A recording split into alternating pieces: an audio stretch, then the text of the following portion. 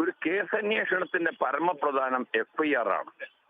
ഈ FIR register ചെയ്തിട്ടുള്ള അന്വേഷണം മാത്രമേ നിയമത്തിന്റെ പ്രാബല്യമുള്ളൂ. അല്ലാതെ അന്വേഷണം കേസ് തേച്ചു മായ്ച്ചു കളിക്കാനും കുഴിച്ചുകൂടാനും വേണ്ടി മാത്രമുള്ളതാണ്. ഒരു FIR രജിസ്റ്റർ ചെയ്യാൻ സർക്കാർ തയ്യാറാണോ? ഇല്ല. FIR രജിസ്റ്റർ ചെയ്ത് കേസന്വേഷണം നടത്തുമ്പോൾ എന്താണ്? പ്രതികളെ അറസ്റ്റ് ചെയ്യാം, സാക്ഷികളെ ചോദ്യം ചെയ്യാം, അതുപോലെ തന്നെ തൊണ്ടി മുതൽ കണ്ടെടുക്കാം. ഹേമ കമ്മിറ്റി റിപ്പോർട്ടിൽ പറഞ്ഞിരിക്കുന്ന ഞെട്ടിക്കുന്ന വിവരങ്ങൾ എന്താണ്? കേരള സമൂഹം ഇന്ന് വരെ കേട്ടിട്ടില്ലാത്ത, കണ്ടിട്ടില്ലാത്ത, അറിഞ്ഞിട്ടില്ലാത്ത ഒരു ഹീനിയസ് ക്രൈമിനെ കുറിച്ചിട്ടുള്ള വിവരങ്ങളാണ് പുറത്തു വന്നിരിക്കുന്നത്. അത് ഉൾപ്പെട്ടിരിക്കുന്നത് ഉന്നതന്മാരാണ്. ആരാണെന്നുള്ള കാര്യം മാറ്റർ ഓഫ് ഇൻവെസ്റ്റിഗേഷൻ. അത് അന്വേഷിക്കാൻ സർക്കാർ തയ്യാറല്ല. നമ്മുടെ നിയമം എന്താണ് പറയുന്നത്? പഴയ CRPC 157 വകുപ്പ്, പുതിയ ഭാരതീയ നാഗരിക സുരക്ഷാ സംഹിത 176 എന്താ പറയുന്നത്?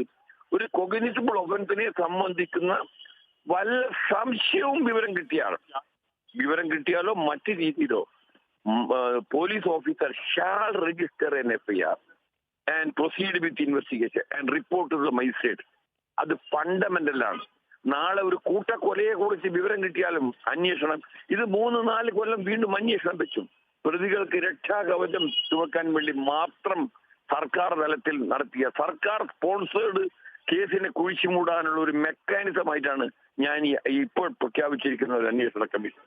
ആദ്യത്തെ അന്വേഷണം ആരാണ് നടത്തിയത്? ഹൈക്കോടതിയിലെ ഒരു സീനിയർ ആയിരുന്ന റിട്ടയർഡ് ജഡ്ജി, അവരുടെ നേതൃത്വത്തിൽ 2 വർഷക്കാലത്തോളം നീണ്ടുനിന്ന അന്വേഷണത്തിൽ ത്രെഡ്ബെയർ അന്വേഷിച്ച് അവർ നൽകിയ റിപ്പോർട്ട് ചെറുതാണോ അത്? അതിൽ എന്തെല്ലാം കാര്യങ്ങൾ അവർ പറഞ്ഞു? ഇനിയും സർക്കാരിന് ഉറക്ക് നടിക്കുന്നവനെ ഉണർത്താൻ പറ്റില്ല, ഉറങ്ങുന്നവനെ മാത്രമേ ഉണർത്താൻ പറ്റുകയുള്ളൂ. പ്രതികൾക്ക് വേണ്ടി രക്ഷാകവചം ചുമക്കാൻ വേണ്ടി സർക്കാർ നടത്തുന്ന ഒരു ഹീനമായ ഒരു തന്ത്രം മാത്രമാണ്.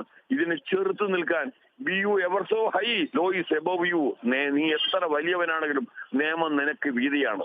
പിണറായി വിജയന് നീതിയാണ് നിയമം, നമ്മുടെ നിയമവ്യവസ്ഥ. അത് ക്രൈം വിൽ നോട്ട് ഡൈ എന്നാണ്. കുറ്റകൃത്യം ഒരിക്കലും മരിക്കില്ല. കാരണം കേരളം എന്ന് പറയുന്നത് ഒരു IPS ഉദ്യോഗസ്ഥനെ ഒരു വ്യാജ ഏറ്റുമുട്ടൽ കേസിൽ 30 വർഷത്തിന് ശേഷം ജീവപര്യന്തം തടവിന് ശിക്ഷിച്ച ഒരു സംസ്ഥാനമാണ് കേരളം.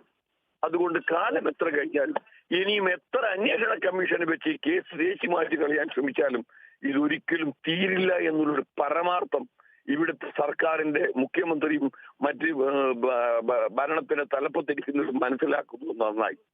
അതുകൊണ്ട് FIR ഇല്ലാത്ത അന്വേഷണം എന്ന് പറഞ്ഞാൽ it is meaningless, it is false, പ്രഹസനമാണ്, ജനങ്ങളെ വിഡ്ഢികളാക്കുകയാണ്.